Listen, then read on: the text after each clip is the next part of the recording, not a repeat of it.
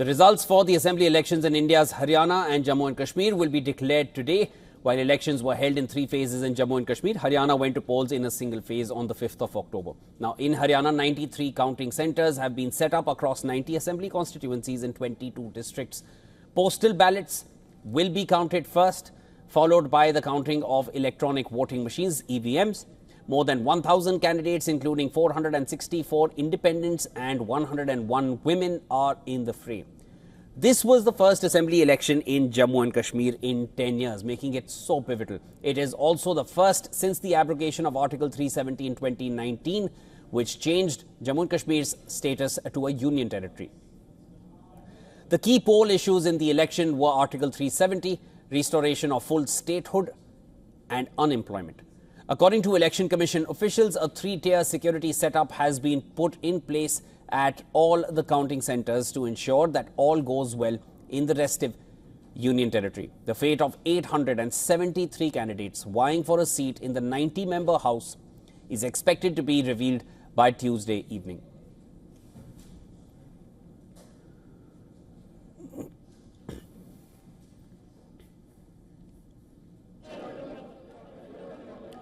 All right, for more on this, our special correspondent Idris Lone joins us from Srinagar. Idris, you were at the counting centre in Srinagar earlier. You gave us a glimpse of the security arrangements there. At this point, initial trends have already started coming up. NC and Congress are pegged to be leading. All right, we're still trying to connect with Idris. So, as was saying, initial trends are coming in, and that suggests what the exit polls were suggesting as well, that the NC and the Congress, they seem to be well in the lead, whereas PDP seems to have suffered the most. At least, again, I'm repeating, these are initial trends, cannot be taken as the final result, which will eventually be announced towards the end of the day. Today is the day when the results for the assembly elections in both Haryana and Jammu and Kashmir will be declared.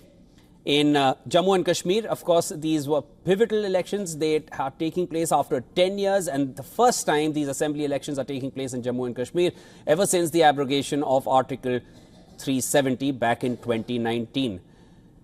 All right, we'll once again try to connect with our correspondent Idris Lone, who's joining us from Srinagar. Idris, as I was mentioning earlier, I'm not sure how much of that you were able to hear. Initial trends are suggesting that the NC and Congress are leading. What are you picking up? Give us a sense.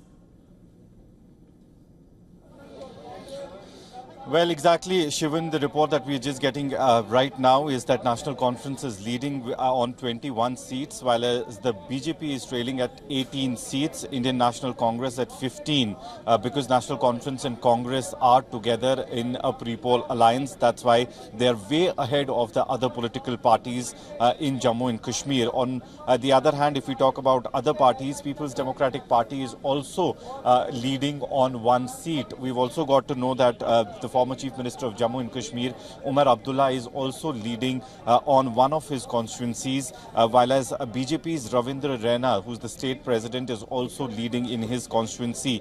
The other leaders from Congress as well in Kashmir region, in the Anantnag district, G.A. Mir is also leading. So at the moment, it seems that the early trends are showing that the National Conference and the Congress are having an edge, as well as BJP is not far behind at 18 right now, while as the first hour of the counting has just concluded, which is of the postal ballots. Let me tell you, for the first 40 minutes of the counting has been only of the postal ballots that has taken place across Jammu and Kashmir. While as if we talk about Shivan exit polls, they had also shown the same trend. The National Conference and Congress did see a lot of,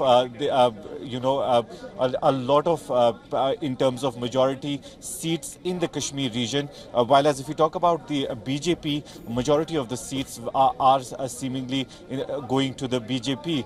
But on the ground, the situation seems different at the moment, because the earlier trends that we've just got are showing that the National Conference and Congress are at a very easy position. They are way ahead than the other political parties in the region. We also heard the former Chief Minister of Jammu and Kashmir, Umar Abdullah, speaking to media just a while ago. He's extremely confident of his win, and he said that they're sure that the National National Conference and the Congress will make a coalition government in Jammu and Kashmir. On the other hand, we also saw some of the political parties like the People's Democratic Party, which was fighting against the National Conference and Congress. They have also said that if at all the NC Congress coalition requires their help and support, they will go ahead and give them the support as well. Idris, Omar Abdullah, while speaking with the media, he also mentioned that he'd like to wait till the afternoon to actually start celebrating. So I think everyone's really waiting to see what really finally happens. Also, PDP seems to have suffered some kind of quite a big blow at this point. At least that's what the initial trends are suggesting. Any thoughts on that? Well, after the abrogation of Article 370, PDP did lose out on their biggest leaders. They've gone and joined different political parties. A lot of political parties which also came up after 2019. PDP leaders have joined those political parties. The former PDP leaders have joined those political parties. And that was one of the reasons that they don't really have a good bunch of leaders at the moment. Mehbooba Mufti herself also decided that she will not be fighting the Jammu and Kashmir Assembly elections because she wants that the statehood should be returned first and then and only will she actually be a part of the election fray. We also saw that for the first time PDP has fielded Mehbooba Mufti's daughter to fight elections in Anantnag district, while as what we are seeing on the ground is that Wahid Para, who's one of the younger leaders from the PDP, he is the only leader who's actually leading at the moment from South Kashmir's seat.